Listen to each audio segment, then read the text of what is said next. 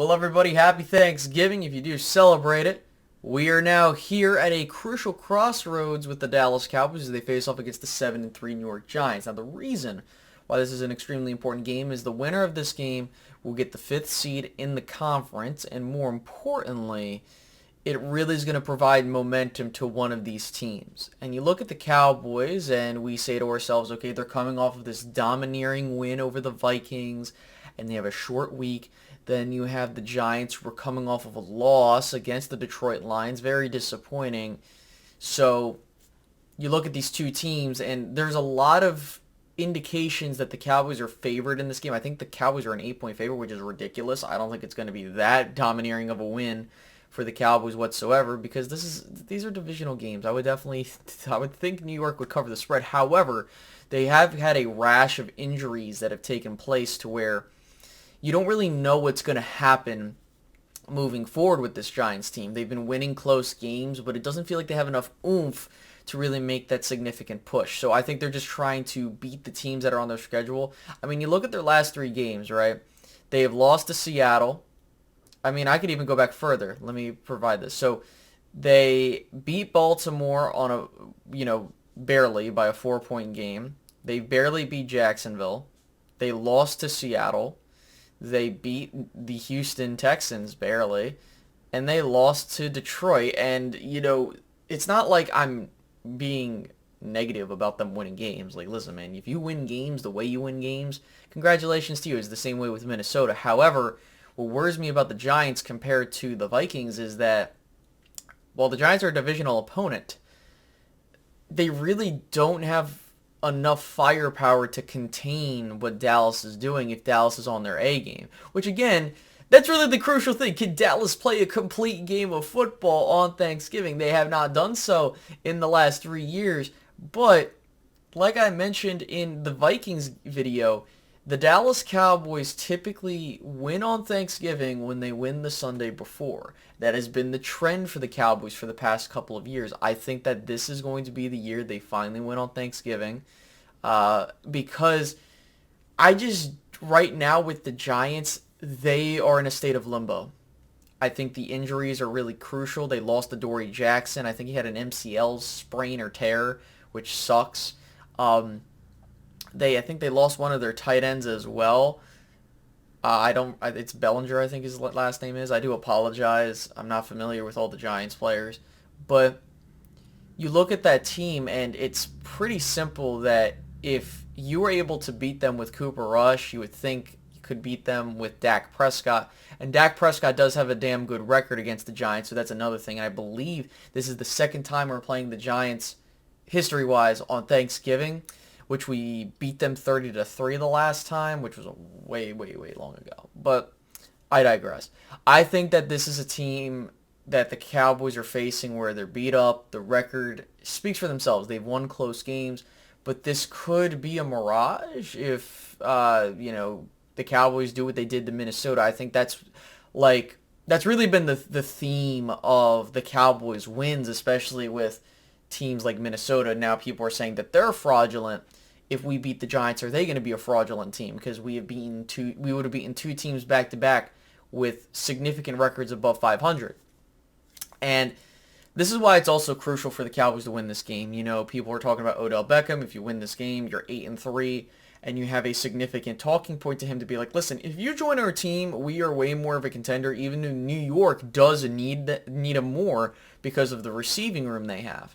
But I do think that Dallas, you look at what they're coming into this game, and I'm really more so concerned about, hey, can the Giants really do you in with the run game? Really, that's kind of what I'm looking at. Can you stop the run, and can you force Daniel Jones to beat you? That's really going to be the primary recipe for the Cowboys' success here. Can Micah Parsons and company take care of business there?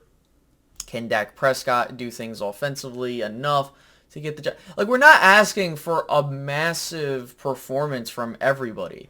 All we're saying is, can you do your job, and can we just, do what we did against Minnesota, run the ball, which, by the way, the Giants have allowed 135 rushing yards on the year. Now, in terms of their offensive statistics, they have done damn well. They have 157 rushing yards on the year and 194 passing yards on the year.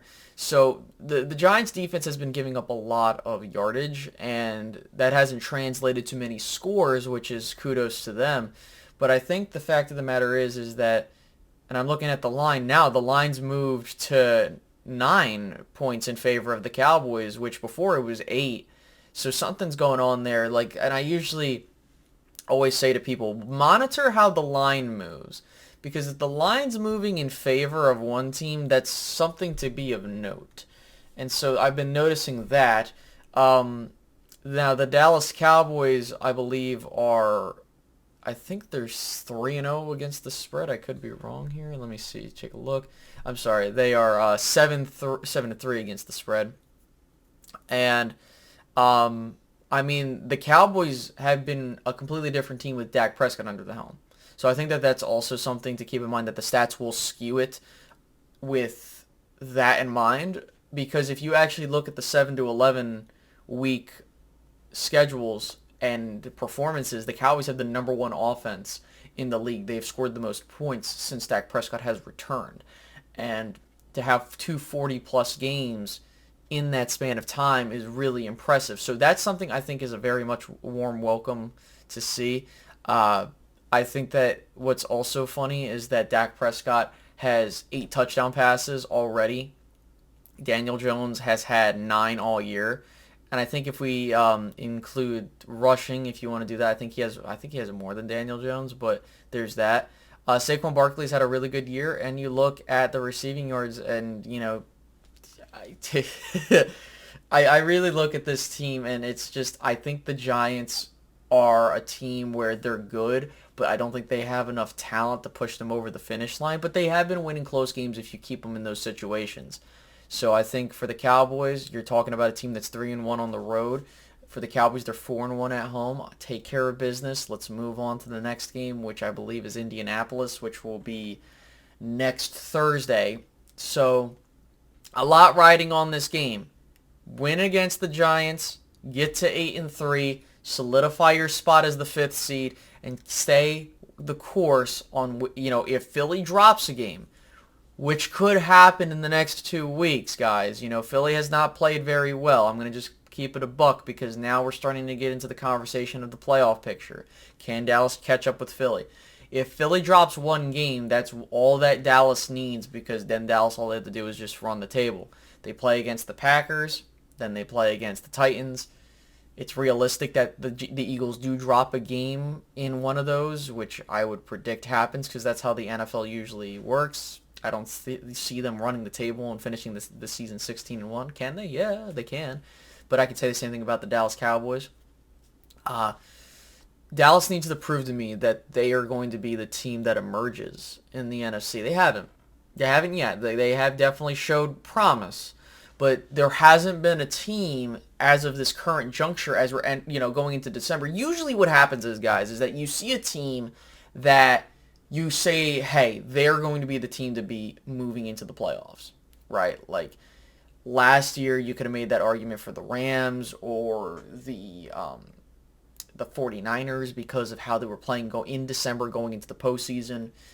Now, there hasn't been that team. You can argue it's been the 49ers because of how well they've played, but all things considered, let's just keep it real. I think that we need to see consistency. Like, if the 49ers, they could end up being that team. Dallas could end up being that team. The Eagles could end up being that team. The Giants could end up being that team. But no team, to me, has proved that yet other than San Francisco. But right now, San Francisco hasn't really done a whole lot to be like, yeah, like this is a team that I'm really scared about, because when I look at what what did they do Sunday night? I mean, they beat the shit out of the Arizona Cardinals. Okay, that's great, because, I was expecting the 49ers to beat the crap out of the Cardinals. But I would say to everybody, monitor the teams in December. Cowboys could end up being one of those teams you monitor and be like, yo, like this is the team to beat. But so can San Francisco. So with that being said, guys, I do hope that you have a great holiday. this is a huge game. Hopefully we win. If we don't, I'm not going to sweat it because at the end of the day, things happen. But I will hope that everybody has a good holiday and hopefully we win. So, have a good one, guys. Goodbye.